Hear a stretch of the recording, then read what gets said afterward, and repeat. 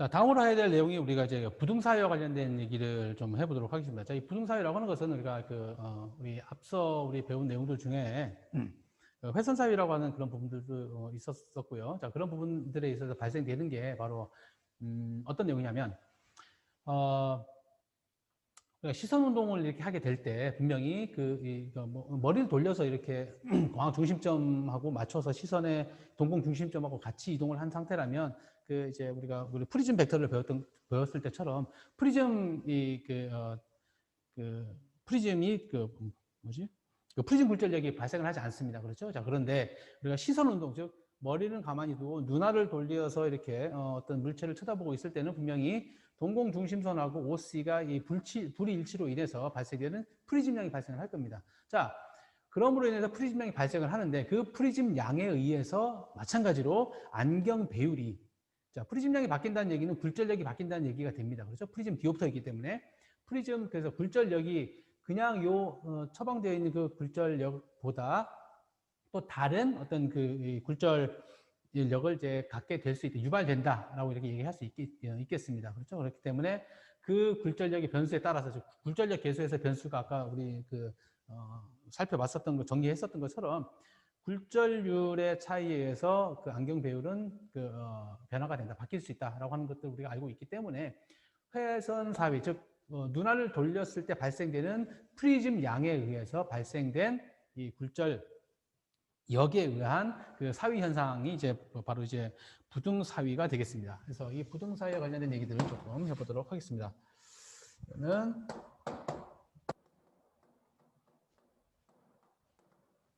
그래서 어나이소포리아라고 해서 이제 부등 사위가 되겠어요. 그래서 이 부등 사위는 여러분들이 이제 여러 가지 안기능 검사라든지 아니면 여러 가지 양암 검사라든지 이런 걸 할 때 다루게 되는 내용이기 때문에 여기서는 주로 이제 좀 이론적인 부분들 그리고 정량적으로 해석하는 부분들에 대해서 저 중점을 맞춰서 설명을 해보도록 하겠습니다. 그래서 이거는 방금 얘기했던 것처럼 측방이라든지 상하방에 주시를 할 때 주시시, 그다음에 안구 회전에 따라서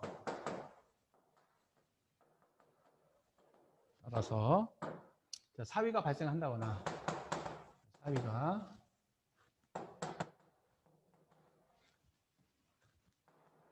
하거나 좌우 다른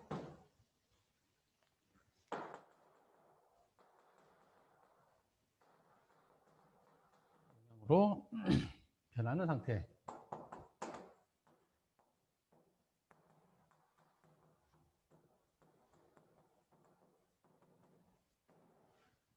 자, 이거는 우리가 실제로 우리가 눈을 좌우라든지 상하로 이렇게 움직일 때 우한하고 좌한하고 이렇게 아주 우리 기계처럼 똑같은 높이, 똑같은 위치, 똑같은 각도로 움직이는 게 아닐 수도 있습니다. 그렇죠? 그래서 광학적 이 부등 사위는 여러 가지 형태가 있을 수 있는데, 그 중에서 이로 인해서 이게 처음에 그대로 봤을 때는 정면을 응시하고 있을 때는 사위가 없는 정의처럼 보이지만 안구 운동을 했었을 때 위아래로 돌리거나 어떤 각도를 갖고 이렇게 사선을 쳐다본다거나 이런 행위를 할 때 발생되는, 즉 움직이는 정도가 각각 다를 수가 있겠지요. 자, 그걸로 인해서 발생되는 이 사위가 바로 부등 사위가 되겠습니다. 그렇죠? 그래서 이러한 상태들로 나타내는 것은 우리가 부등 사위가 두 가지 부등 사위가 있어요. 그렇죠? 그래서 이거는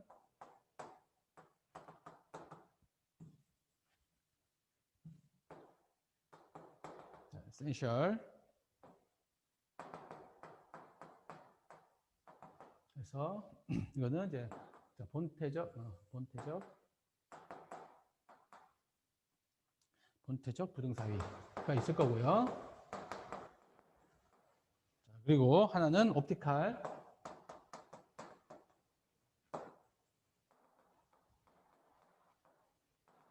코리아라고 해서 광학적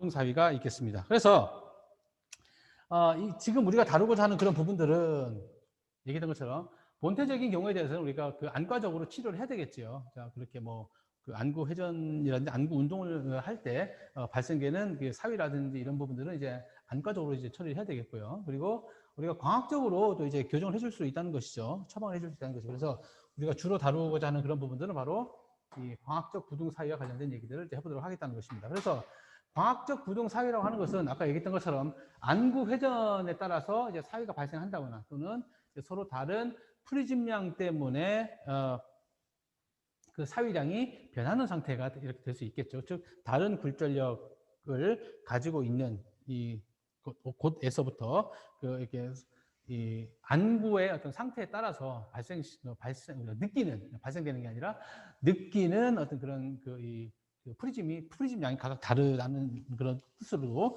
이해를 해보면 좋을 것 같고요. 그래서 우리가 주로 다루고자 하는 것은 바로 이제 광학적 부등 사위가 되겠습니다. 그렇죠. 그래서 여기처럼 사위가 발생, 그러니까 회선 사위라고 하죠. 그런 사위가 발생한다거나 아니면 프리즘에 의해서 사위량이 바뀌는 경우에 대해서 주로 이제 살펴보도록 하겠습니다. 그래서 이 부분을 한번 살펴보게 되면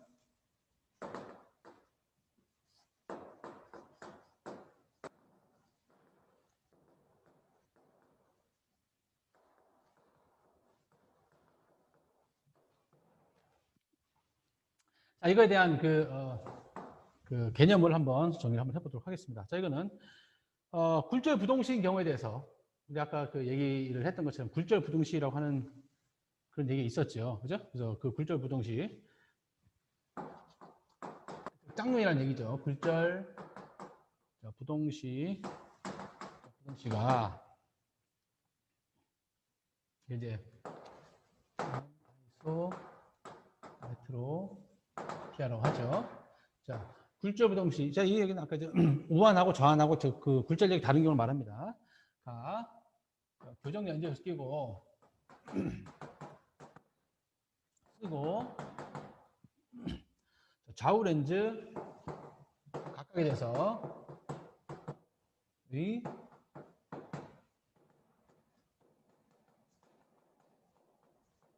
과학 중심점이 아닌 곳을 시점으로 하여 양안시를 할 경우에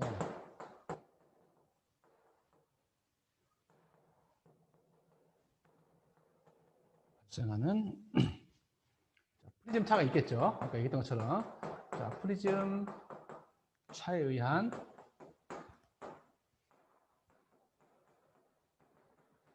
부등 사위가 바로 광학적인 부등 사위가 되겠습니다. 그래서 자, 이 부분 이제 우리가 앞서 부등 사위에 대한 개념을 얘기를 할 때 내용이기 때문에 자, 그래서 이 광학적인 부등 사위로 인해서 우리가 발생될 수 있는 게 바로 이게 안정피로라고 하는 것이죠. 바로 안정피로라고 하는 것이다.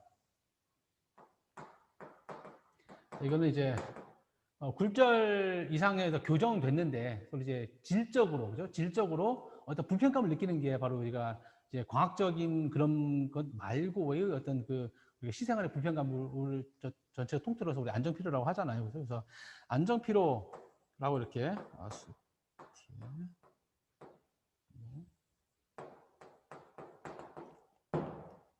비해서 안정피로를 이제 유발할 수 있다는 얘기입니다. 그죠? 그래서 상에 선명하기도 하고 좌우 밸런스도 잘 맞고 그랬는데 사실은 이제 눈을 평상시에 볼 때는 괜찮은데 눈을 이렇게 이 안구를 돌릴 때 발생되는 어떤 불편감 같은 게 있죠. 그걸 이제 통틀어서 안정피로라고 이제 볼 수 있어요. 그죠? 그리고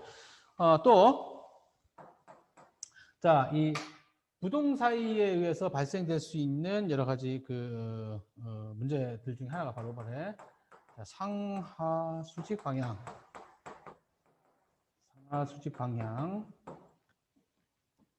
자, 융합력이 약해서 약한 관계로 바로 이제 상하방시에 주의가 필요하다. 상하방시 주의가 필요하다라는 것이죠. 자, 이런 광학적 부등사위인 경우에, 즉 이 말은 무슨 말이냐면 위를 쳐다볼 때하고 위아래로 이렇게 쳐다볼 때 어떤 그런 그 프리즘 차이에 의한 어떤 그 불편감 때문에, 그죠?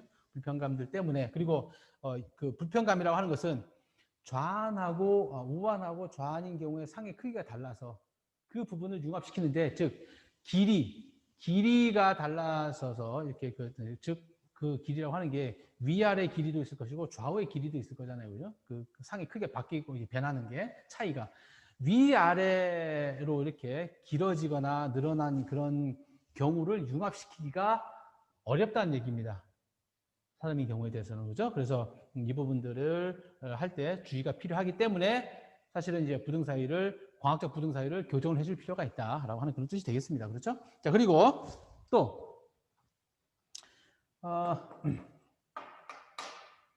이게 사실 양쪽으로 봤을 때 그 양안의 프리즘 차가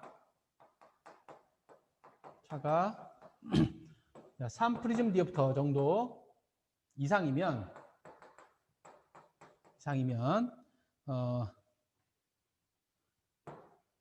어떠한 문제가 발생을 할 수 있느냐 하는 게 바로 눈의 수직 융합력을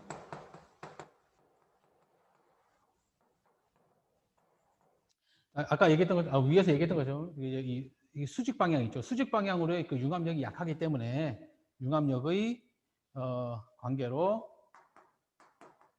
관계로서 복시가 발생을 할 수 있다는 겁니다.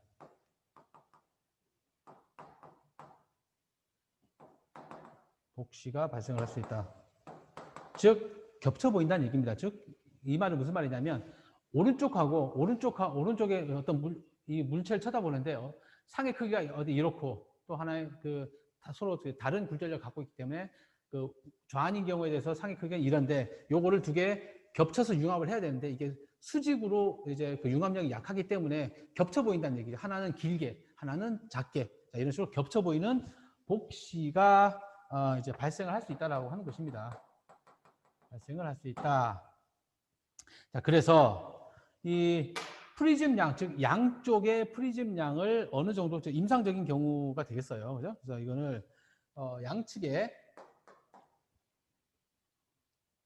자, 발생되는 우리가 3프리즘 디옵터 정도가 쯤이 되면 이제 통계적으로 우리 임상 통계적으로 한 3프리즘 디옵터 이상 정도 되면 수직 융합력이 좀 약해지기 때문에 복시가 발생할 수 있다라고 하는 그런 임상적인 결과입니다. 반드시 이렇다는 얘기는 아니고요. 자, 발생되는 프리즘 차가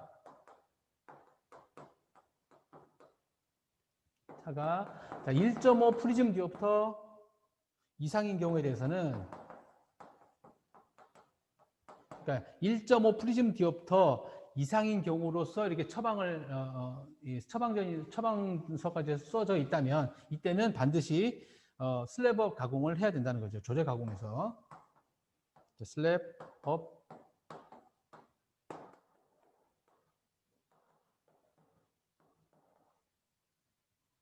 가공을 해야 된다.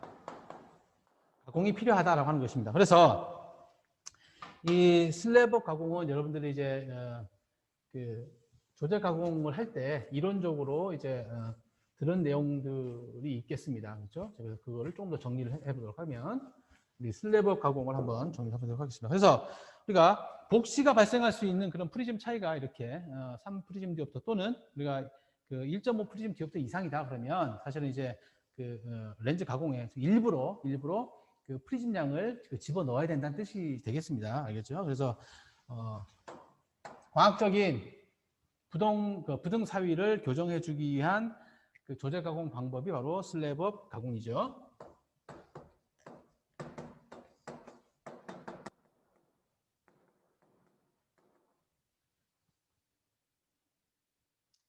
슬랩업 조제 가공인데 이 슬랩업이라고 하는 것은 우리가 개념적으로만 우리가 정리를 한번 해보고 여러분들 그 조제 가공할 때 많이 다뤘었던 그런 부분이고 실제로 여러분들 조제 가공을 해서 일부러 프리즘량을 조절한 적도 있지요. 그렇죠? 그래서 개념만 좀 적어도 보도록 하겠습니다. 우선 아까 얘기했던 것처럼 복시가 발생할 수 있는 그 상하 수직 방향의 융합력을 보존해 주는 거라고 생각을 해주시면 되겠죠. 그래서 상하 프리즘 자, 차를 줄여서 광학적 구등 사위의 를 통해서 발생할 수 있는 안정 피로를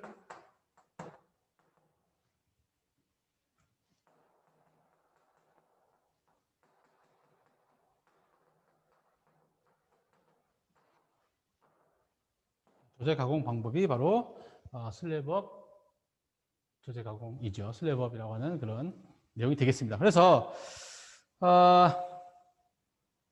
이 기회에 다시 한번 우리가 정리를 한번 해보도록 하죠. 자, 이거는 사실은 우리가 조제 가공에서 슬랩업 가공을 합시다라고 하는 그런 부분들은 그냥 기계적으로 했다고 치면 슬랩업 가공을 왜 해야 되는지 지금 우리 내용을 살펴보고 있죠. 방금 얘기했던 것처럼 좌안하고 우안하고의 그 굴절력 차이로 인해서 그 감마 SM, 즉 상의 크기가 각각 다르기 때문에 그 상의 크기를 서로 어쨌든 간에 시내에서 우리가 융합을 해야 되는데 그 융합 중에 우리가 이 좌우 말고 상하의 어떤 그 이 프리즘 양에 의한 이 융합력이 상대적으로 약하기 때문에 이게 만약에 그 크기가 약 1.5 프리즘 디옵터 이상인 경우에 대해서는 심지어 복시가 즉 융합이 제대로 되지 않아서 이게 작은 건지 큰 건지 왼쪽하고 오른쪽 자체의 그 상의 크기가 다름으로 인해서 복시가 발생할 수 겹쳐 보인다는 얘기죠.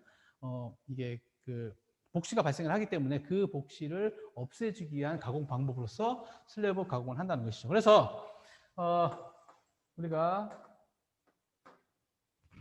숙제를 한번 여러분들 한번 해보도록 합시다. 우선은 슬랩업 가공에 대해서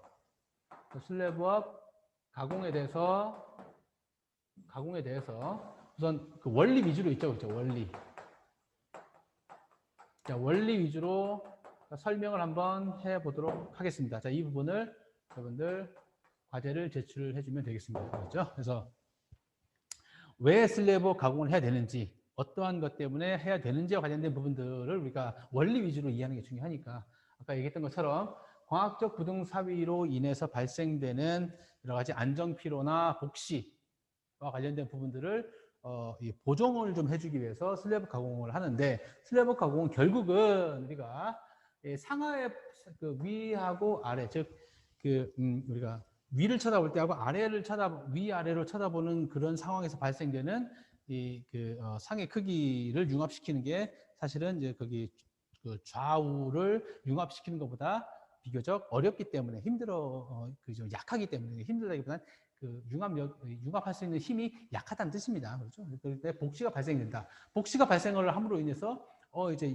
왼쪽으로 들어온 정보, 오른쪽으로 들어온 정보가 각각 다르기 때문에 흐리게 보이니까 혼란스럽다는 거죠. 그로 인해서 이제 안정피로가 이제 우리 시쳇말로 이제 눈이 뻑뻑하다는 그런 표현을 하잖아요. 그래서 그런 안정피로를 이 발생이 되는데 그 안정피로를 교정해주기 위해서 우리가 일부러 여기다가 프리즘 양을 넣는 거잖아요. 그 프리즘 양을 넣는 방법이 바로 슬랩업 가공이라고 하는 것이죠. 그래서 슬랩업이라고 하는 그런 부분들을 쭉 아까 방금 제가 설명을 했던 것처럼 이 내용들 정리하면서 실제로 조제 가공은 이렇게 해서 프리즘 처방을 이렇게 해주는 것이라고 이렇게 쭉 한번 그 내용을 한번 정리를 해보는 것도 좋은 부분이라고 이렇게 될 것 같습니다. 그래서 이 정도까지를 하고 다음 시간에는 그 토릭 렌즈인 경우, 지금 같은 경우는 이제 구면 렌즈인 경우로 이제 우리 한정을 지어서 좀 일반화시켜서 하는 것이라면 이제 토릭 렌즈인 경우에 대해서는 여러분들이 알고 있는 것처럼 이제 그 슬렌더 렌즈가 포함되어 있죠. 그래서 그 이제 경선 방향으로 굴절력이 각각 다르기 때문에 그로 인해서 굴절력 계수가 바뀔 것이고 그로 인해서 감마 SM이 바뀌는데 이제 감마 SM은 또 이제 토릭 렌즈인 경우에 대해서는 이제 어떻게 적용이 될 수 있는지에 대해서 한번 살펴보도록 하겠습니다.